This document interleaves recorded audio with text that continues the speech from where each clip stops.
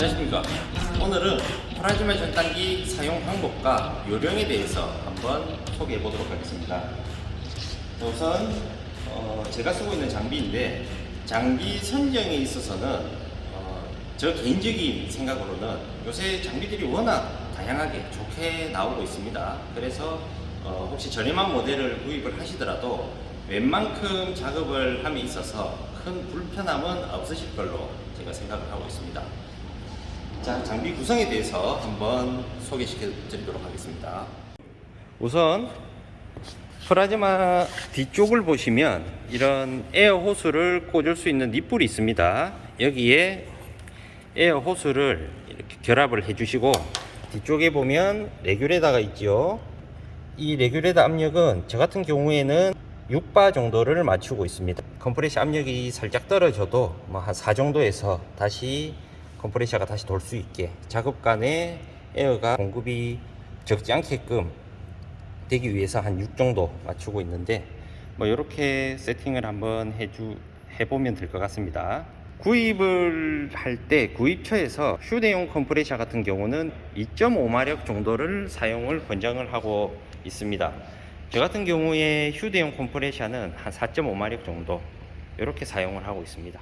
전면부를 보시면 이렇게 어스 집게, 그리고 홀더로 구성이 되어 있습니다. 홀더를 보시면 스위치, 그리고 캡, 노즐, 전극 팁, 이렇게가 앞쪽에 이렇게 장착이 될 건데요.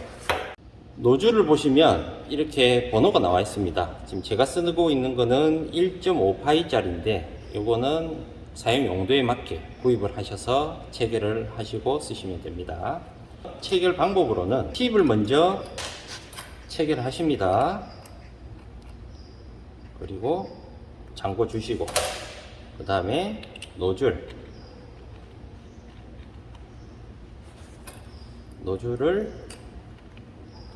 잠궈 주시고, 꽉 잠그실 필요는 없으십니다.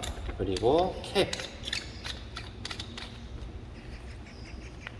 이렇게 프라즈마를 절단을 할 수 있게 홀더를 한번 조립을 해 봤습니다. 작업을 하시다 보면은 작업 연장선을 만들어서 사용을 해야 될 경우가 있습니다.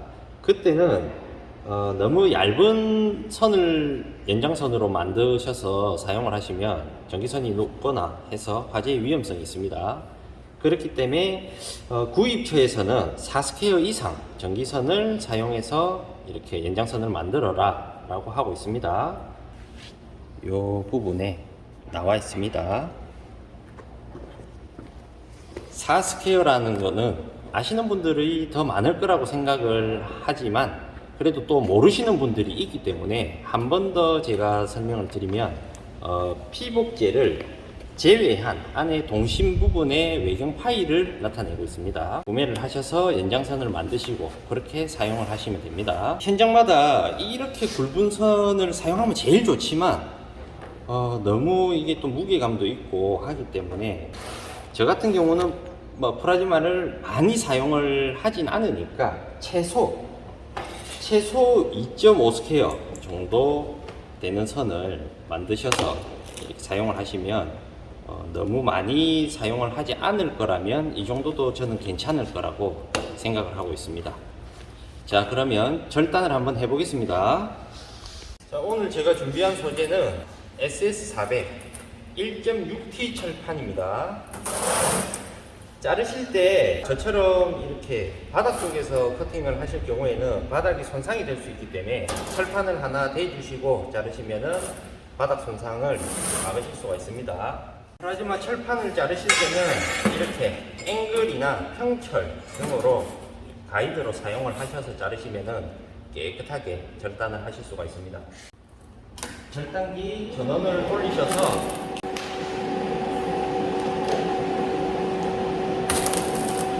어스 집게로 어스를 잡으십니다.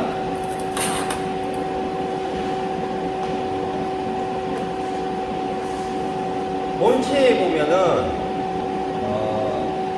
자동과 수동이 있습니다.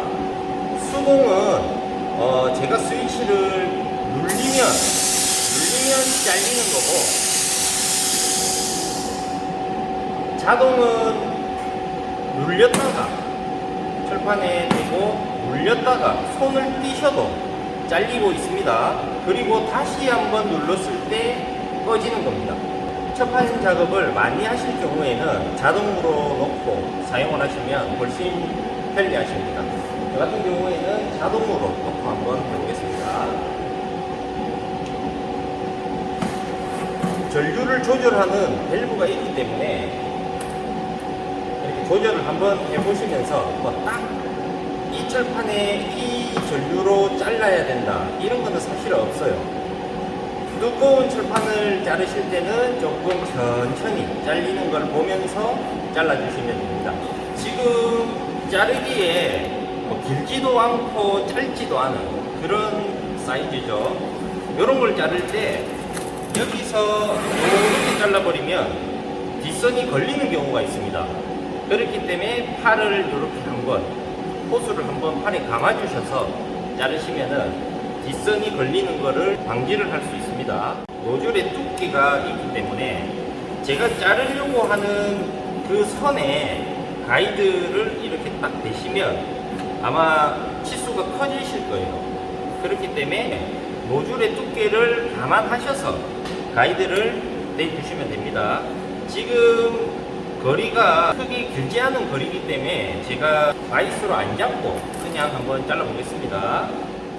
사용을 하실 때 시작을 이렇게 놓고 바로 자르시지 마시고 항상 에어를 한번 트시고 에어가 나오고 있으면 그때 노즐을 부착을 하셔서 커팅을 하시면 노즐이 철판에 달라붙는 현상이 조금 덜 하실 겁니다. 노즐도 그리고 그 안에 있는 전극 팁도 조금 오래 사용을 하실 수가 있습니다. 이런 전극 노즐이나 팁 같은 경우에는 소모품이기 때문에 사용을 하시다가 바꿔주셔야 됩니다. 그래도 조금 더 오래 사용을 할 수 있기 때문에 항상 사용 시 에어를 먼저 틀고 에어가 나오고 있을 때 절단을 시작을 해라. 요거를 말씀드리고 싶습니다. 자르는 요령에 대해서는 거리가 어느 정도 된다면 우선 몸이 먼저 와야 됩니다. 팔은 우선 딱 고정을 한 상태에서 몸이 먼저 왔다가 나머지 몸이 더 이상 갈 수 없을 때 그때 마무리를 팔로 자르시면은 훨씬 더 조금 긴 거리를 깨끗하게 자르실 수가 있습니다. 제가 한번 잘라 보겠습니다. 가이드를 꽉 잡아 주시고요. 자세를 잡으시고 에어를 트시고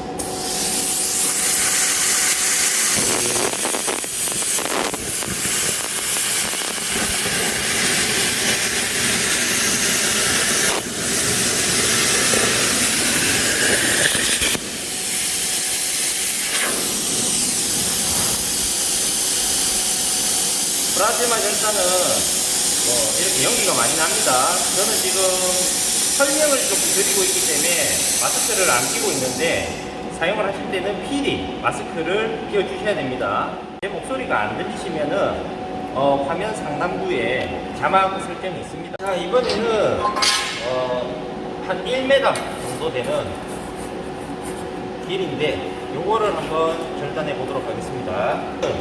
거리가 길기 때문에 자르다가 가이드가 흔들릴 수가 있습니다. 그러면은 깨끗하게 절단이 안 되므로 시작과 끝 지점에 바이스를 물러 넣으시면은 가이드 흔들림을 방지할 수가 있습니다. 미세하게 조정을 하실 경우에는 이렇게 망치로 조금씩 때려 주셔도 되고요. 일단 자르시기 전에 한번 이렇게 줄을 한번 꺼 보세요. 그러면 지금처럼 선이 이렇게 간섭이 되는 경우가 있습니다.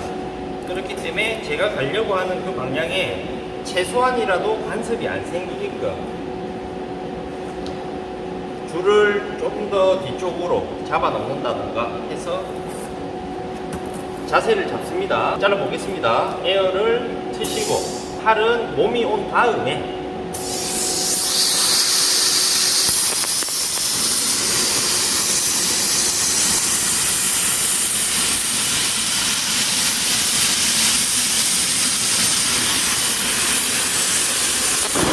이 이물이 발생되지 않고 깨끗하게 이렇게 잘려 나간 거를 이렇게 보실 수가 있을 겁니다.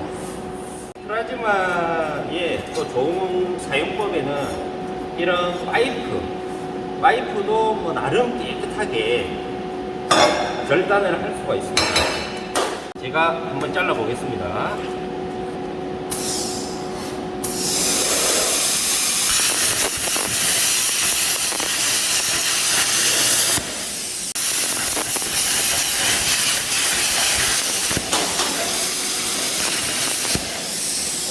자, 작업량이 작다면 그라인더 커팅을 통해서 가공을 할 수 있는 부분인데 작업 수량이 많다면 그렇게 큰 생산적이지 못한 부분이기 때문에 이런 프라즈마를 통해서 파이프 가공도 하실 수가 있습니다.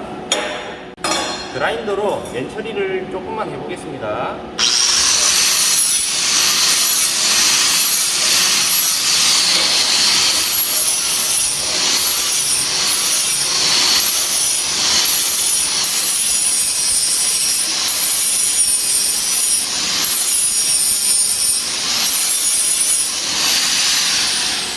이렇게 속도 있게끔 용접부에 이렇게 파이프 가공을 하실 수가 있습니다. 오늘은 프라즈마 사용 방법 그리고 자르는 요령에 대해서 한번 알아봤습니다. 현장마다 작업 시간이라는 게 있을 건데 고객과의 약속에서 중요하게 생각되는 부분입니다. 이런 작업 시간을 줄여 나갈 수 있는 부분이 반복된 연습을 통해 기능 향상에 있다고 생각하고 있습니다. 여러분들께서도 반복된 훈련을 해보신다면 저보다 더 깔끔하게 절단을 할 수 있을 거라 생각을 하고 있습니다. 주변에 화기가 날 수 있는 그런 것들을 잘 관찰을 하셔서 안전하게 작업을 해보셨으면 합니다. 오늘도 시청해 주셔서 감사합니다.